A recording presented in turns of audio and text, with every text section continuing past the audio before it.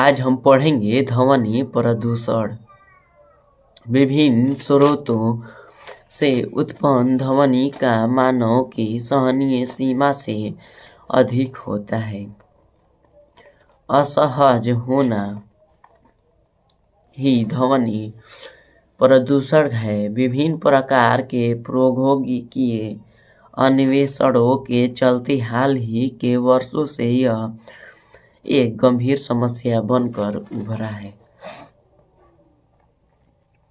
ध्वनि प्रदूषण के प्रमुख स्रोत विविध उद्योग, मशीनीकृत निर्माण तथा तोड़-फोड़ कार्य, तीव्र चालित मोटर वाहन और वायुयान इत्यादि है।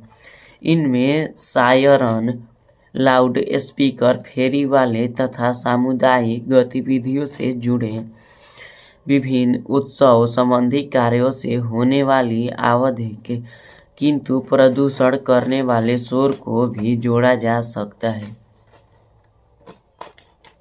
सूचीबद्ध शोर के स्तर को डेसिबल के संदर्भ में ध्वनि स्तर के द्वारा मापा जाता है। ध्वनि प्रदूषण के सभी स्रोतों में से यातायात द्वारा पैदा किया गया शोर सबसे बड़ा क्लेश है। इसकी तीव्रता और प्रकृति इन घटकों पर निर्भर करता है, जैसे कि वायुयान, वाहन, रेलगाड़ी के प्रकार, उन सड़कों की दशा तथा साथ ही साथ वाहन की स्थिति, ऑटोमोबाइल के संदर्भ में जैसे कारकों पर निर्भर करती है। समुद्री यातायात में शोर की तीव्रता माल को चढ़ाने व उतारने का निपटान करने वाले पतन तक अधिक सीमित है। उद्योग भी ध्वनि प्रदूषण का कारण है। इसमें उद्योग के आधार पर तीव्रता भिन्न भिन्न होती है। ध्वनि प्रदूषण स्थान विशिष्ट होता है तथा इसकी तीव्रता प्रदूषण के स्रोत जैसे कि औद्योगिक क्षेत्र, परिवहन मार्ग, हवाई अड्डे इत्यादि मुख्य मार्ग से दूर कम होती जाती है। भारत के कई बड़े शहरों एवं महानगरों में ध्वनि प्रदूषण बहुत खतरनाक है।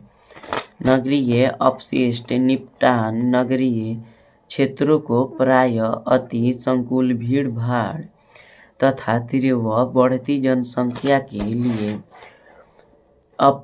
अपर्याप्त सुविधाएं और उसके परिणाम स्वरूप साफ सफाई की खराब स्थिति एवं प्रदूषित वायु के रूप में पहचाना जाता है। ठोस अपशिष्ट कचरे के द्वारा होने वाला पर्यावरण प्रदूषण काफी महत्वपूर्ण हो चुका है, क्योंकि विभिन्न स्रोतों द्वारा जनित अपशिष्ट की मात्रा बहुत अधिक होती जा रही है। ठोस कचरे की अंतर्गत विभिन्न प्रकार के पुराने एवं प्रयुक्त सामग्रियां शामिल की जाती हैं, जैसे कि जंग लगी पीने, टूटे कांच के सामान, प्लास्टिक के डिब्बे, पॉलीथीन की थैलियाँ, रद्दी कागज, राख, प्लापिया, सीढ़ी आदि का भिन्न भिन्न स्थानों पर लगाया जाता है। इस त्यागे गए सामान को कूड़ा करकट, रद्दी, गंदगी एवं कबाड़ आदि कहते हैं, जिनका दो स्रोतों से निपटाना होता है: घरेलू परिस्थानों से और व्यावसायिक परिस्थानों से। घरेलू कचरे को या तो सार्वजनिक भूमि पर या निजी ठेकेदारों के स्थलों पर डाला जाता है, जबकि औद्योगिक व्यावसायिक इकाइयों के कचरा का संग्रहण एवं निपटान जन सुविधाओं नगरपालिकाओं के द्वारा निचली सतह की सार्वजनिक जमीन कुंडों पर निस्तारित किया जाता है। कारखानों, विद्युत गृहों तथा भवनों निर्माण या विध्वंस से भारी मात्रा में निकली राख या मलबे के परिणाम स्वरूप गंभीर समस्या पैदा हो गई है। ठोस अपशिष्ट से अप्रिय बदबू मक्खियों एवं कृंतकों जैसे चूहे से स्वास्थ्य संबंधी जोखिम पैदा हो जाते हैं, जैसे टाइफाइड, मियादी बुखार।